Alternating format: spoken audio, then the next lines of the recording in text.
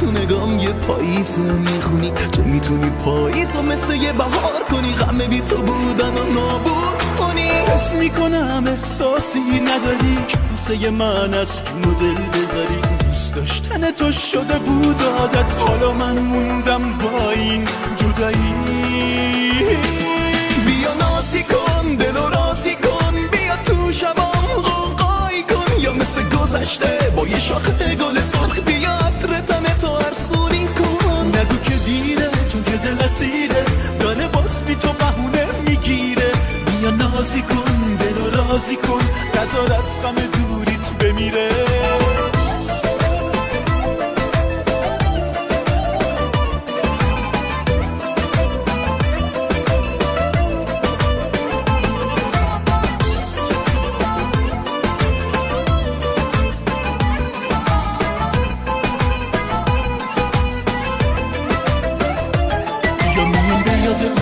آواز میخونم یا که نه گریه میکنم، یا به خاطر دیدن چشمای نازت دنیا رو بیرون میکنم. یادمت تو خودی دادی گفتی همه دنیامی، اما دنیای منو تو شکستی، گفتی دیگه آزادی.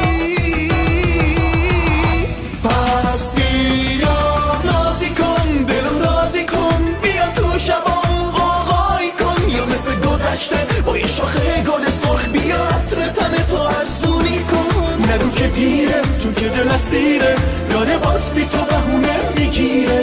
بیا نازی کن دل و رازی کن، نذار از غم دوریت بمیره. بیا نازی کن دل و رازی کن، بیا تو شبام غوغایی کن، یا مثل گذشته با یه شاخه گل سرخ بیا عطر تن تو ارزونی کن. نگو که دیره چون که دل اسیره، داره باز بی تو بهونه میگیره. بیا نازی کن دل و رازی کن، نذار از غم دوریت بمیره.